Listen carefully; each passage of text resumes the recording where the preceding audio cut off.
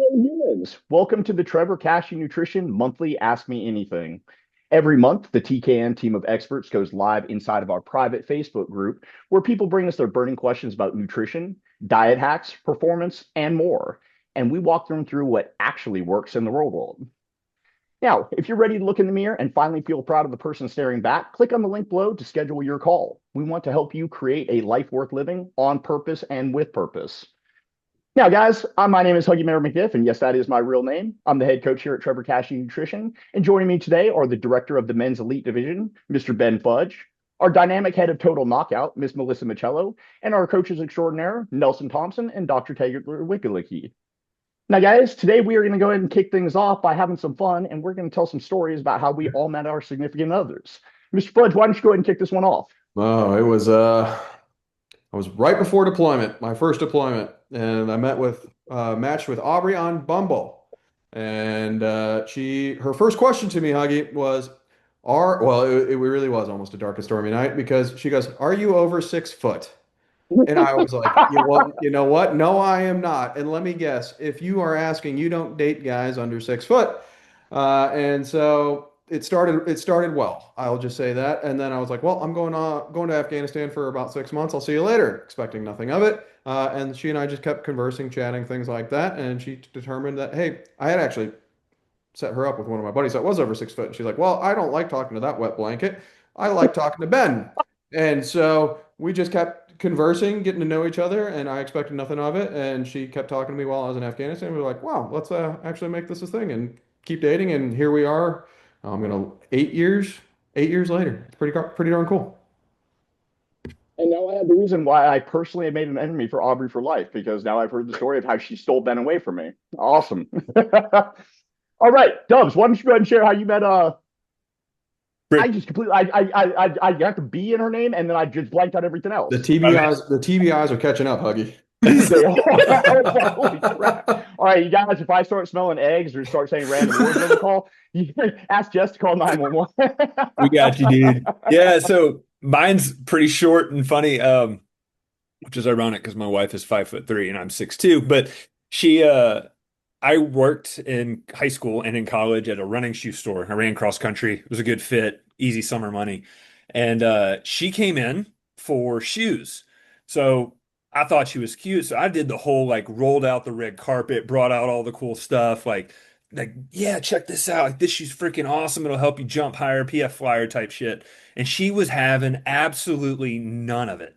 Like, didn't care, couldn't tolerate me, thought I was an asshole.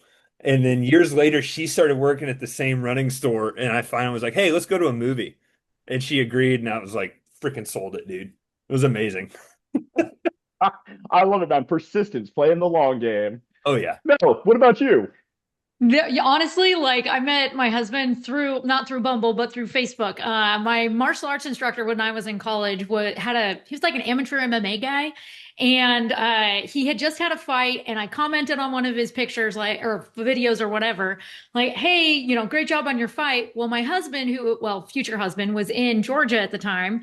He sees the comment. Apparently, he was drunk that night. Doesn't remember this happening, but his friend was like, "Hey, that girl's kind of cute. Maybe you should be friends with her." So his friend friended me on Facebook, and I was like, "Oh, mutual friend of my friend Bubba. Everybody has a friend Bubba, and mutual friend at Bubba." So I accepted it, and then we started chatting, and he's like, "Hey, I don't know you. My friend actually added you. Here's this really embarrassing story about me."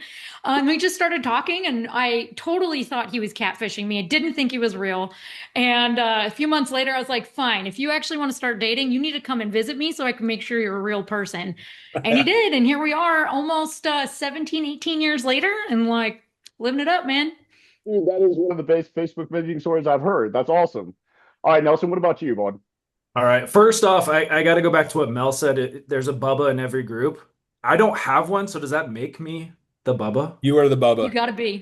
Damn, You gotta that's be what it. I was like. Shit, this is an epiphany moment where I'm just disappointed in myself. All right. So anyway, my wife and I we met in high school, right? So like I'm the young one in the group. I'm up there with Ben. I think we graduated in 2010, right? About the same. Yeah, it's 2009. In high school, yeah. So we've been together since then. We met each other in high school.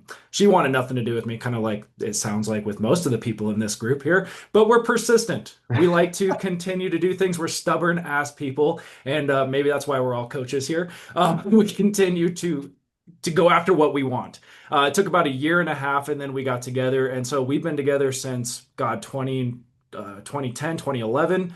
And we got married in 2020. And we're still fucking going. So 15 years, crazy stuff.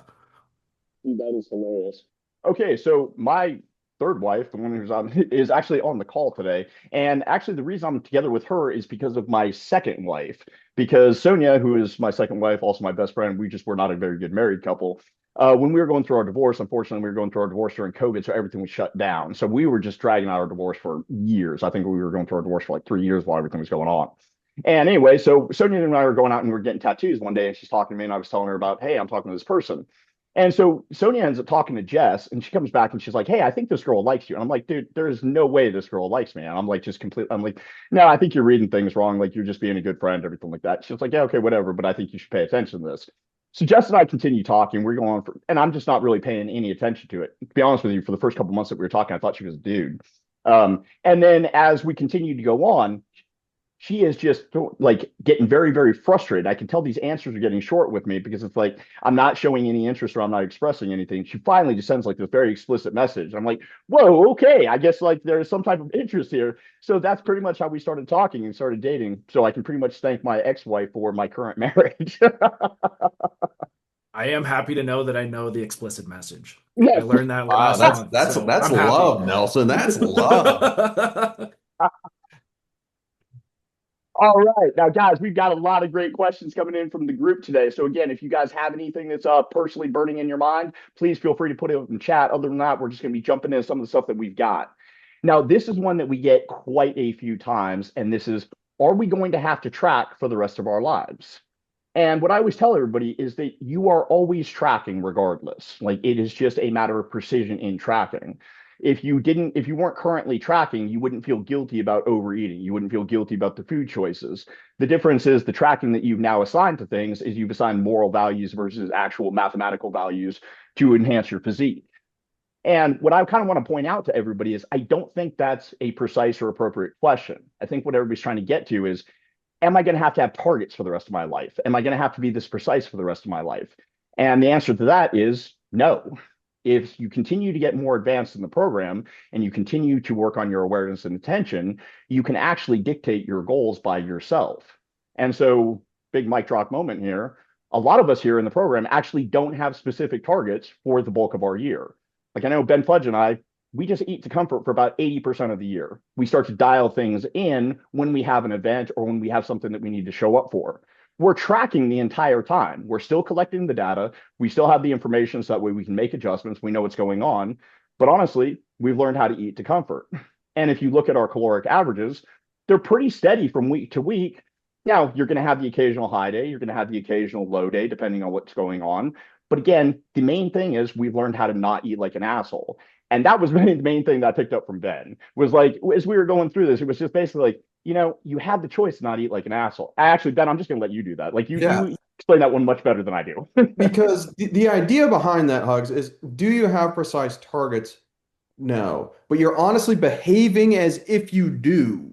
You have developed the skills, you've developed the awareness, you've vaccinated yourself to situations. You're not afraid to go on vacation, to go to these parties, to go to these external events, and you're not worried about behaving or eating like an asshole. You just know what the plan is. You're comfortable in the decisions, and you're also comfortable in the outcome because you've practiced it over and over and over and over and over again to the point that it is almost habitual. You're not going to get away from that new awareness that you have because you've now developed the skills to be able to behave as if you're tracking without the precise macronutrient targets. And then you've got that skill to develop on that evidence, that confidence, because you've done it for so long that if you want to do a fat loss phase, if you are trying to look like sex on screen, you have the ability to do that and draw on that experience.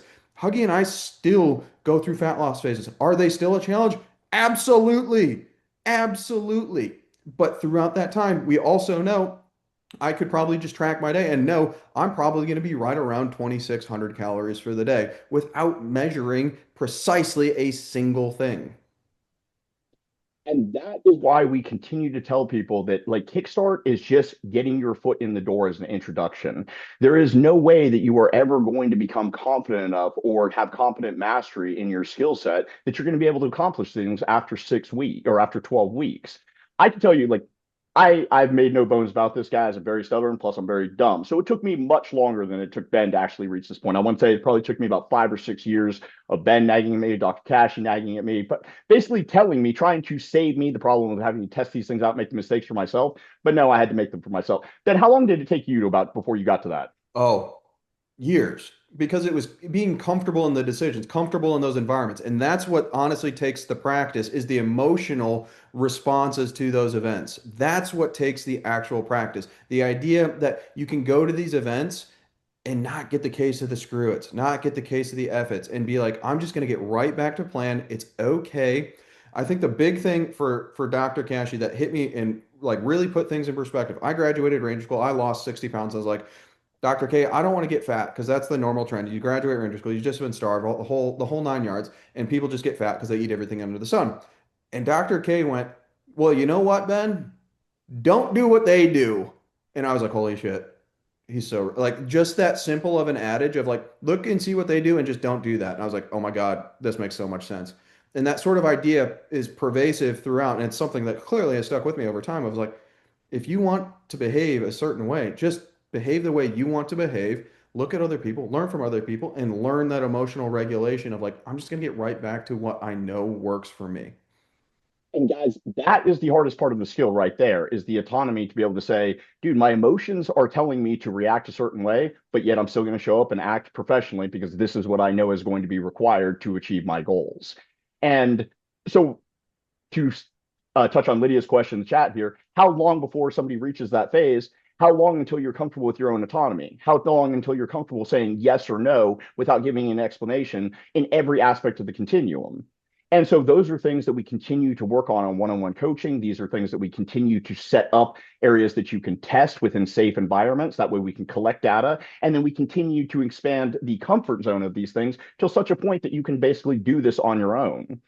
And what I'm going to tell you too is the really cool thing about this is the more advanced the people are, the longer they end up staying with a coach because you want to ensure that, hey, I know you're not actually making any adjustment for me, but I just want this second set of eyes. Like there's a reason that I've kept working with Dr. K. There's a reason that even though I don't have specific goals, I'm still like, hey, Trevor, would you mind taking a look at what I'm doing right now? Just making sure that I'm not making any type of silly decisions. So that is why we continue to emphasize the skill building because we all want you guys to have this type of life where you're not feeling anxious about your food decisions and you can go out and enjoy just doing cool shit. That's a big point where it's just like, do you want to think about this? Do you want to think about your nutrition? Because a lot of people have a lot of other things to worry about, family, work, travel, things like that. And so have like when you have a car problem, you go to a mechanic. When you've got a nutritional and emotional problem, guess what? You come to us because then we help you out. Ooh, excellent, excellent. Well, this next one is just screaming Dr. Dubs' name. Can I jump into a fat loss phase right when I get back from vacation so I can look good at the pool in 2 weeks? Dubs, why don't you Are go you, ahead and kick us off on this one? And then I'm going to go ahead and I think we all have an opinion on this one. I feel like you're just saying this because I just got back from fighting grizzly bears in the Tetons, but like here we go. So this is where I love the phrase, this is a terrible idea, let's try it. Here's how we go. Now, most of the time, what happens is you got a little loose on vacation, more drinks, less accurate tracking, and then you get back and the bloat from the water retention from flying, the foods you don't normally eat makes you feel like a bag of milk. So immediately, fat loss is the answer, right? But you're telling me, right? Oh, I'm gonna look good at the pool for 2 week in 2 weeks. So you're telling me you want to eat like an asshole, do none of the work, and expect all of the results? Is that how this is supposed to work? So rather than frustrate yourself, use the gut check, right? Come up with a better plan for next time. Does this make sense? Is there evidence to support this is going to work in 2 weeks? And does doing this help me now and later? It doesn't encourage this roller coaster type of silly goose behavior. So for now, the better answer is probably just get back to maintenance and let your body do its thing. Homeostasis is pretty freaking cool. If you get back to targets, executing your sleep, hydration, nutrition, and exercise consistently, you might be surprised how things settle out as long as you weren't 8,000 calories over targets while you're on vacation. But Ben, how do you handle this kind of stuff, dude? I think the biggest thing is again that emotional regulation of like you just ride on this high. How do you react to it? Right? How do you want to show up in this situation? And so looking at it from that emotional point of view is like what behaviors are you reinforcing? Because even when you take that at a micro level, at a daily level, it's still the same concept. You're robbing Peter to pay Paul. And so you're just reinforcing that same behavior at that next level up. And so really what we find throughout our time at TKN is a lot of people love getting their shit together. Reinforce that idea of keeping your shit together. Mel, I'm going to throw this over to you too. Honestly, like a lot of times when you go and travel, there's a lot of stress that's involved. And what many don't realize is the impact that stress has on your body. And the funny thing is your body responds the same to like flying on an airplane as it does to Dr. Weglick's example, getting attacked by a grizzly bear.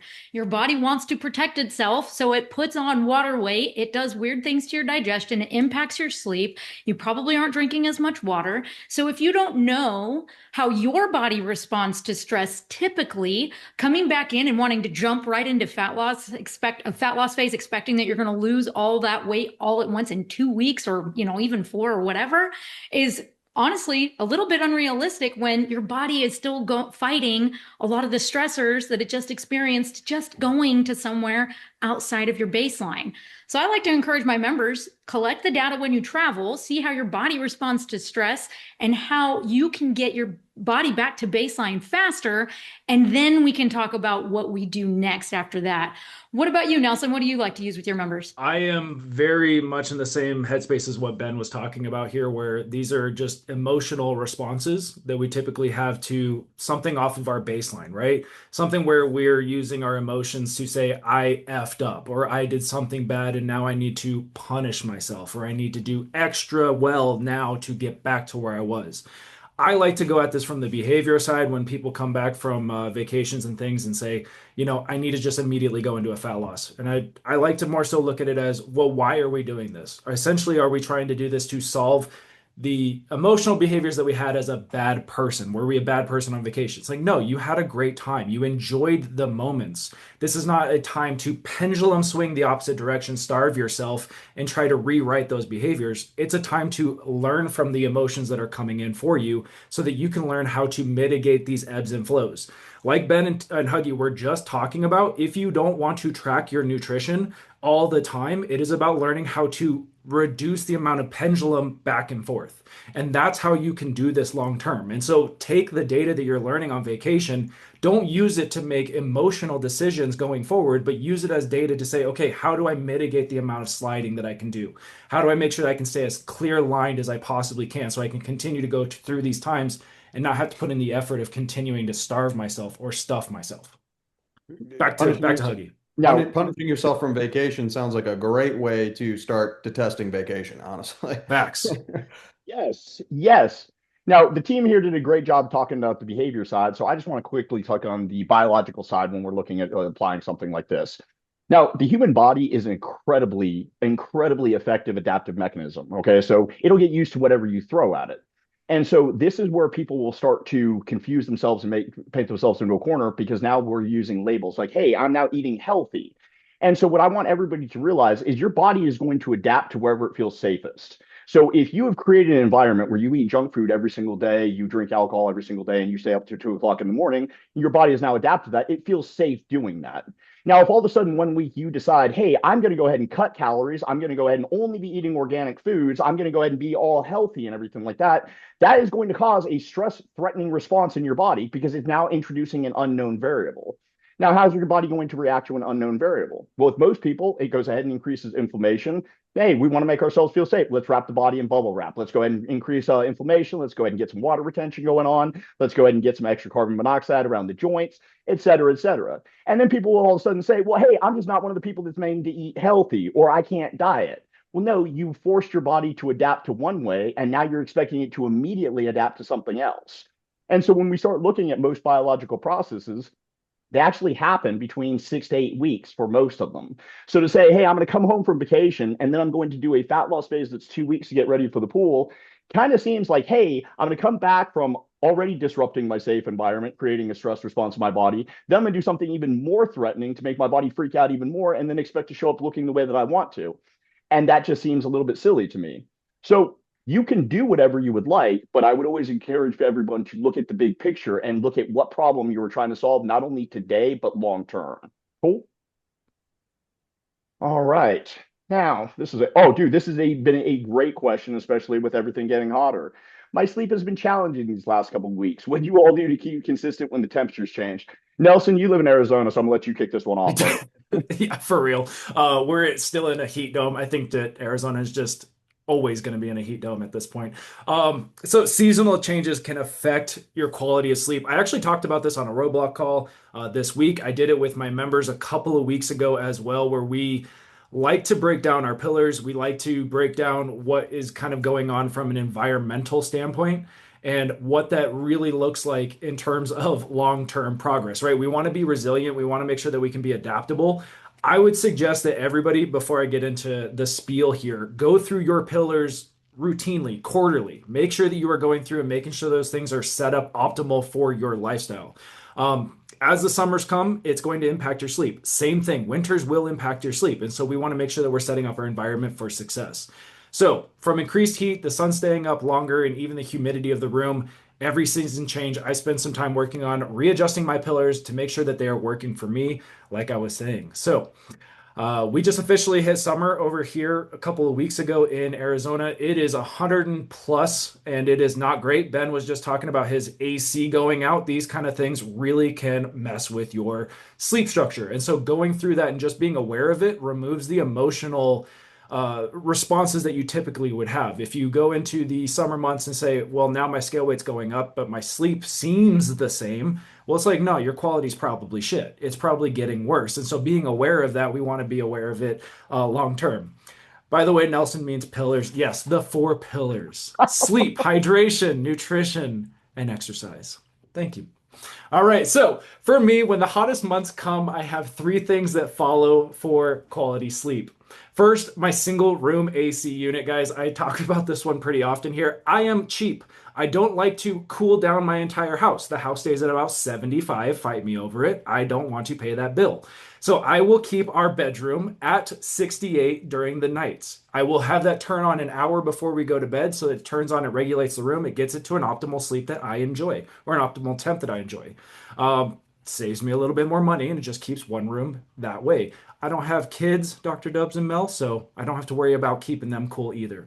Blackout curtains are also something that I enjoy doing. Again, this is something where the sun is coming up at different times. It's going down at different times. It can impede or impact what quality sleep is for me.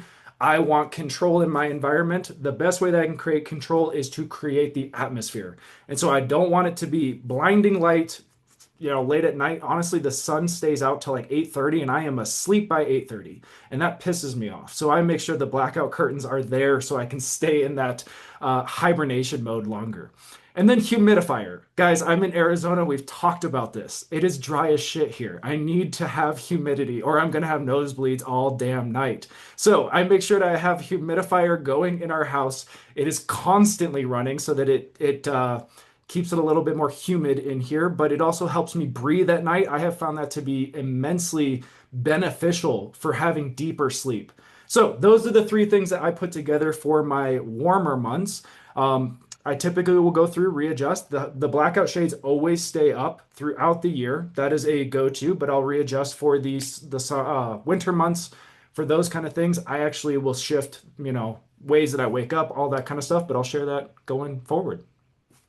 One thing I want to add on there Great is question. And I actually like all the coaches to talk about what is the one thing that has been most impactful for your sleep to be able to share. Ben, why don't you go ahead and kick that one off? Yeah, that was the thing I was going to add is during the summer, we tend to have a lot of externalities, get-togethers, parties, things like that. So having the persistence to keep a fairly consistent sleep schedule, regardless of where that sun is, can help immensely. As Nelson was talking about, sleep is that number one pillar for a reason. Your body is going to be very, very resistant to any sort of scale weight changes, particularly when that sleep gets disrupted. So setting that bedtime, how much sleep you want to get, and utilizing it to backwards plan. I know Nelson talks about this all the time, is He knows exactly how much sleep he wants to get, and then he structures the rest of his day around that time. And I think that is a great technique because it not only gives you predictability to build that evidence, it also ensures that you set the following days up for success. Dr. Dubs, what do you do? I just trained my kids to sleep through the night and I lost 5 pounds in 2 weeks. Like seriously, just not having to get up once or twice a night to change a diaper or like comfort a kid made a huge difference. So like quality of sleep matters, y'all. Absolutely. And honestly, I love the kid analogy. I like to use this one a lot. So your kids have a bedtime and you should too. Honest to God. Cause like even when I'm traveling with my kids, I like to keep them as close to their normal bedtime, regardless of what's going on. People fight me about this. Trust me. If they're like, oh no, let them stay up, have fun. They're on vacation. It's like, no, my 5-year-old hates going to sleep. So the more I can keep kind of the same routine and that same timing with him, it's like as soon as his head hits the pillow, he's out. So applying that to myself, I started doing the same thing when I'm on vacation. As soon as I come back from vacation, if there's any variances, I reduce them as much as possible.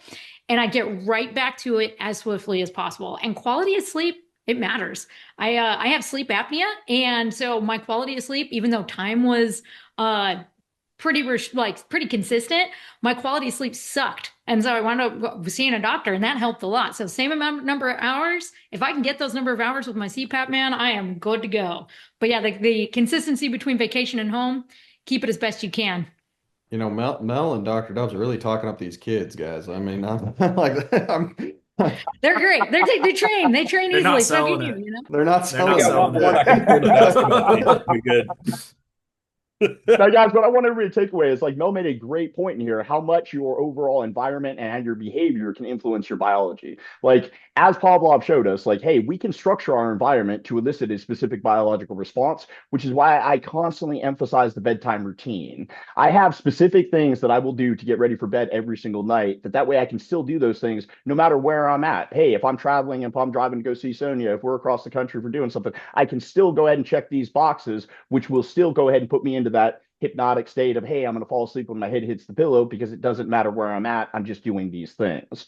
So that is going to be the thing that I recommend for everybody, is to come up with a bedtime routine that you can accomplish anywhere to make sure that keeps you on track. Guys, those were some fantastic questions. Unfortunately, it looks like all the time that we have for everything today. So I'm going to thank everybody so much for joining us for this month's TKN Live Ask Me Anything. And again, if you're ready to change your life on purpose and with purpose, click the link below and schedule a call. We can't wait to welcome you to TKN.